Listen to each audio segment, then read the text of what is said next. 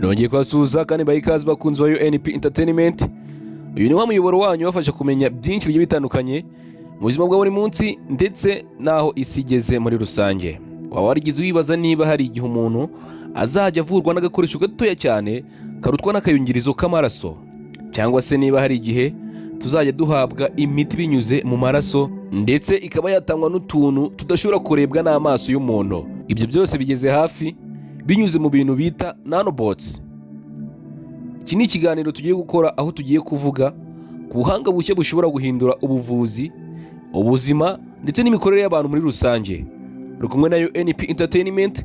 Reba ko kuzi subscribe, ukandi like, share na comment kugira ngo ibiganiro nk'ibi bitazajya bigucika, kandi ari ibiganiro tugenda tumenyeramo ibintu byinshi bigiye bitandukanye mu buzima bwa buri munsi ndetse tukamenya naho isi igeze muri rusange. Ubusanzwe rero Nanobots ni utwuma duto cyane dukoze nka robot cyangwa se dukozwe nk'amarobo, ariko turi ku gipimo gito cyane karenga gato kuri atome cyangwa se kuri molecule. Hari ubwo dufite ubunini bwa nanometa imwe. Ibi ni ukuvuga ko ari inshuro miliyoni imwe ntoya kurusha metero imwe. Aha Nanobot ishobora kujya mu maraso yawe igashakisha indwara, igatanga umuti aho ubabara cyangwa se aho uribwa, cyangwa se igakurikirana imikorere y'ingingo z'umubiri bitewe n'ubushobozi ibifite cyangwa se bayihaye. Abahanga bavuga ko mu myaka mike cyane iri imbere Nanobots zizaba zikoreshwa cyane mu buvuzi, mu by'ubwiza ndetse no mu guhanga no kugenzura ibyuma bitoya mu nganda. Ugasanga Nanobots iri gukora akazi gakomeye cyane abantu batabasha, kandi mu by'ukuri ari abantu bayihanze cyangwa se ari abantu bayikoze. Mu Buhinde, abashakashatsi bo muri Indian Institute of Science bakoze ubushakashatsi bwihariye bwo gukurikirana Nanobots imwe imwe mu maraso bakoresheje uburyo bise intermittent randomization.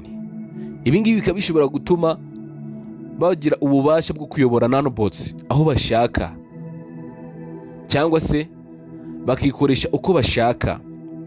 Mu gihe mu Buhinde no mu Bwongereza bakoze Nanobots zifashishwa mu kuvura indwara z'ubwonko nka neuroism. Izo Nanobots zishyirwa mu maraso zikagera aho ikibazo kiri, zigatangira gukora akazi ko gupfuka ahangiritse cyangwa se ko gusana ahangiritse. Mu buvuzi bw'amenyo Nanobots ziri kwifashishwa mu gusukura inzira z'amenyo imbere cyane aho root canal itagera, bituma umuti ujyaho uburibwe buva cyangwa se aho uburibwe buturuka hakavurwa neza kurushaho, kubera ko aho baba batumye Nanobots ngo ujye kuvura ibihazi neza. Bivuze ko idashobora kuvura ahantu hatari ikibazo, ahubwo yo ijya aho bayitumye hari ikibazo akaba ariho ikosora, bigatuma umuntu ufite ikibazo akira vuba. Mu gihe mu bijyanye n'ubwiza, sosiyete nka Estelada zirimo gukora amavuta y'uruhu arimo Nanobots. Izi Nanobots zikaba zishobora kongera imisemburo cyangwa se mRNA mu ruhu. Ibi ngibi bikaba bituma cyangwa se bikaba byafasha kurwanya gusaza. Ukabona umuntu araho kabisa, ahora ari umujene, ukaba utamukekera imyaka afite. Murumva ko Nanobots igiye guhindura ibintu byinshi cyane.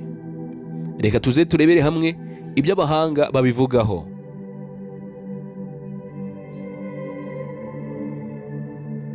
Dr. Ambridge Ghosh, umwe mu bashakashatsi bayoboye iyo gahunda muri India, yavuze ko uburyo bwo gukurikirana Nanobots imwe imwe bushobora kuzafasha cyane mu kuvura kanseri cyangwa se uburwayi bw'ubwonko, bitewe n'uko Nanobot bayikurikiranye ari imwe imwe. Mu gihe Prof Jian Ping Wang wo muri Shanghai yavuze ko Nanobots zishobora gukiza ubwonko hadakoreshejwe kubaga, ibintu bitigeze bibaho mu mateka y'ubuvuzi. Ibi ni ibintu bitigeze na rimwe bibaho mu mateka y'ubuvuzi, ku buryo bashobora kuvura ubwonko utabazwi, ariko nanobots ngo zizaba zifite ubushobozi bwo kukuvura ikibazo ufite mu bwonko utabazwi habe na gatoya. Ubwo n'ubuhamya bwa Dr. Jianping Wang wo muri Shanghai. Ariko kandi abahanga nka Dr. Michael Saida wa Stanford University bemeza ko hakenewe ubushishozi ndetse n'amabwiriza akomeye, kuko nanobots zishobora no kwinjira mu bwonko zikabasha gusoma amakuru cyangwa se zigatambutsa amakuru ku buryo butemewe, bitewe n'uko ziba zagusomye ibyo utekereza cyangwa se ziba zamaze kumenya ibyo utekereza, hanyuma uzikontorora akaba yamenya icyo utekereza cyangwa se akaba yabasha kumenya icyo ugambirira. Pfa kuba wagishyize mu bwonko gusa. Nanobots ifite ubushobozi bwo kureba cyangwa se bwo gufata amakuru nk'ayo ngayo ari mu bwonko bwawe. Rero mu myaka 10, hagati y'imyaka 10 n'imyaka 20 iri imbere, tuzaba dufite nanobots zinjira mu maraso zifasha ubudahangarwa bw'umubiri. Abarwayi ba kanseri bashobora kuzajya bavurwa hakoreshejwe nanobots zitanga umuti aho uburwayi buri, aho gutanga imiti mu mubiri wose. Nanobots ikagenda ahantu hari uburwayi cyangwa se ahantu hafite ikibazo, akaba ariho ishyira umuti, kubera ko ibihazi neza, aho kugira ngo umuti ujye mu mubiri wose. Ibibazo byo kurwara impyiko ngo nuko wanyweye imiti myinshi ngo be nabyo birahagaze. Hari n'abahanga bavuga ko nanobots zikoreshwa mu guhuza ubwonko bw'umuntu n'imashini, aribyo bita singularity, bityo umuntu agatekereza ibintu bishoboka ku buryo bwikora atagowe, ameze nka robots, kubera ko agace kamwe aba afite robots akandi ari umuntu. Yajya gutekereza ibintu rimwe na rimwe robots cyangwa se nanorobots ikaba yamutanga gutekereza akabona byikoze vuba vuba, kubera ko nanorobots ari akantu kabangutse cyane bitewe n'ubushobozi baba baragahaye.